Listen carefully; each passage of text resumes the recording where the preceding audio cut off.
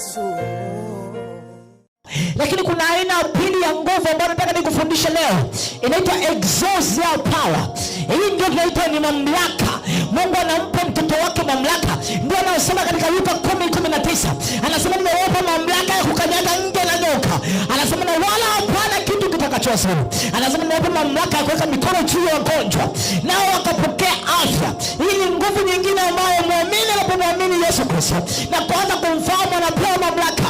Ndio hiyo mamlaka unayoiona polisi hana nguvu yoyote, lakini anaweka mkono na gari linasimama. Hiyo ndio mamlaka tunayoizungumzia. Ni polisi ni mdogo ambaye anaenda kukamata bouncer ambaye anaweza ikampiga, lakini ile bouncer haleti vurugu. Kwa nini? Kwa sababu ya ile jeshi. Ni nini? Mtu amepewa mamlaka na serikali yake kuitenda kazi fulani. Ni nini? Ni kwa sababu anapewa nguvu na serikali yake. Serikali yako inakupa nguvu ya kukimbiza pepo. Serikali yako inakupa nguvu ya kufanya vitu. Ni mamlaka kuviambia vitu vikatenda na vikatendeka. I don't know kama kuna mtu ananielewa. Sema mamlaka. Yesu Kristo anasema mamlaka zote za mbinguni na duniani nimepewa. Lakini baadaye anasema ametupa sisi, ametukabidhi sisi mamlaka. Wao ukizungumza ni Mungu amezungumza. Ni kama vile ukimpiga trafiki anakuambia umepiga serikali. Ukimpiga polisi hata kama una nguvu umepiga serikali.